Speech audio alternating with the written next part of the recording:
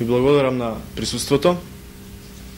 Почитувани, Социјалдемократскиот сојуз не изгради ниту еден репрезентативен објект, ниту една установа или било што друго кое би можело да остане запаметено.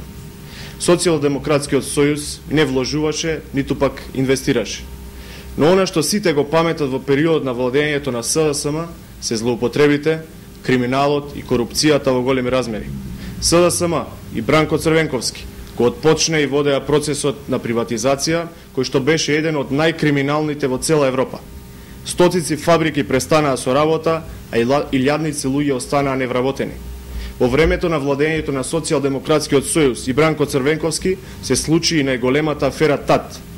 Пропаднаа над 60 милиони евра, односно штедни влогови од над 12.000 граѓани на Република Македонија.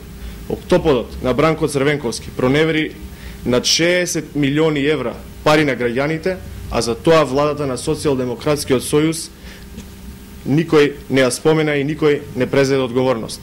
Октоподот на Бранко Црвенковски одзема уште толкова сума штедни влогови во пропаднатите пирамидални штедилници Македонија Реклам, Алфа С, Джамаданче и други.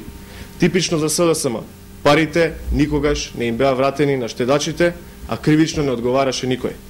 Социјалдемократскиот сојуз ги создаде, а Социјалдемократскиот сојуз се памети по армијата стечајци, финансиските афери и скандали, транзицијските профитери и олигарси, арогантноста, борбата за гола екзистенција.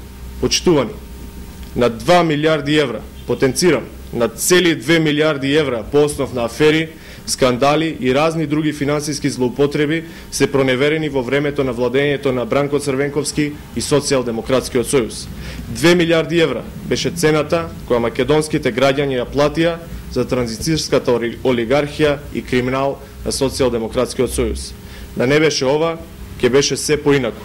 Македонија ќе беше многу поубаво место за живење, доколку само мал дел од овие пари бе инвестирани во изградба на објекти, институции од корист на граѓаните и скулптури, како што тоа сега го содржи проектот Скопје 2014.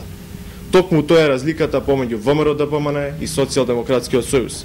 Разликата е помеѓу потребата да се гради и создава и помеѓу потребата да се уништува и разградува. Ви благодарам.